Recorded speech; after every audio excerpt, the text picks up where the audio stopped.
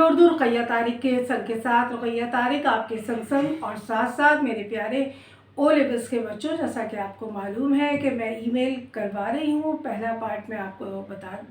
Part में मैंने सवाल बताया था और बताया था कि किस तरह हमें इस सवाल को हल करना है। ठीक है, आज हम पहले पॉइंट को वाज़ेह करेंगे। ठीक है बेटा, तो आ जाइए।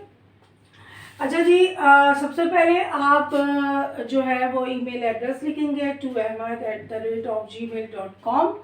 सब्जेक्ट आपका है तारीख़ी मुक़ामात का तहफ़्फ़ुज़। ठीक है। अच्छा जी, पहला पॉइंट जो था वो था कि तारीख़ी मुक़ामात की अहमियत और फ़वाइद, ये हमें जो है वाज़ेह करना है अपनी ईमेल में पहले पॉइंट के तौर पर। ठीक है, तो इसको वाज़ेह करते हैं। तारीख़ी मुक़ामात की अहमियत और तहफ़्फ़ुज़। अच्छा जी, सबसे पहले आप लिखेंगे प्यारे दोस्त अहमद, अस्सलामु अलैकुम। अगर आप गैर मुस्लिम हैं तो आप लोग लिख सकते हो सदा खुश रहो और हमेशा हंसते रहो, मुस्कुराते रहो। इस तरह आप लोग जो कलमात होते हैं जिन्हें सुनकर अच्छा फ़ील होता है वो आप कलमात लिख सकते हो। ठीक है, और जो मुस्लिम हज़रात हैं वो अस्सलामु अलैकुम से शुरुआत कीजिए। ठीक है, फिर आप ये लिखिए कि अहमद, जैसा कि तुम्हें पता है कि पिछले दिनों मेरा जाना नेशनल सेंटर ऑफ पाकिस्तान हुआ, जहां तारीख़ी मुक़ामात के तहफ़्फ़ुज़ के मौजू पर एक सेमिनार मुनक़्क़िद हुआ। इस सेमिनार में शिरकत मेरे लिए एक बेहतरीन तजुर्बा था।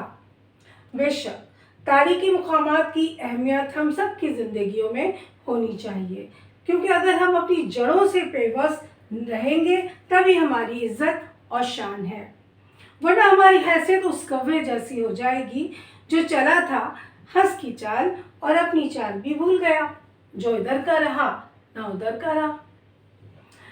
तारीख़ी मुक़ामात से हमें सीखने को मिलता है और मिलता है कि उन्होंने क्या टेक्नोलॉजी अपनाई जिसका इस्तेमाल करके हम बदजतुल अतम आगे बढ़ते हैं, इनकी खूबियाँ अपनाते हैं, गलतियों से सीखते हैं। याद रखिए कि हम अपने असलाफ़ की जो भी उन्होंने अच्छे काम किए हैं उससे हमें सीखने को मिलता है, और अगर उन्होंने कोई गलती की है माजी में तो उस गलती से हम सबक हासिल करते हैं और वो गलती हम नहीं दोहराते हैं। तो तारीख़ी मक़ामात इतनी अच्छी अच्छी जो हमारी बिल्डिंग्स हैं, हमारे जो तारीख़ी मक़ामात है, मोहनजोदड़ो है, हड़प्पा है और दीगर मक़ामात हैं, इनकी टेक्नोलॉजी देखकर हम वाकई में शजदर रह जाते हैं, हैरान रह जाते हैं और अंगश बदा रह जाते हैं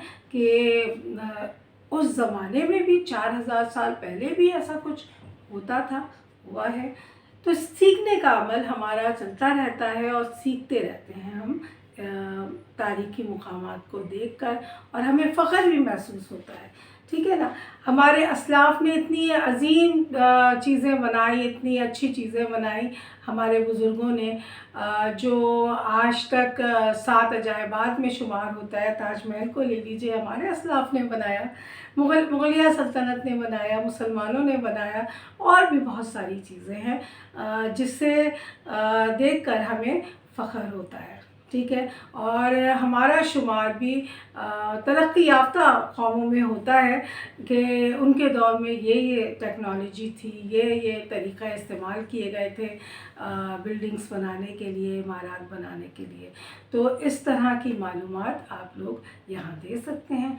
ये है हमारा पहला पॉइंट। ठीक है, अगले पॉइंट के लिए मैं आप दोबारा हाज़िर होती हूँ। तब तक के लिए अल्लाह हाफ़िज़।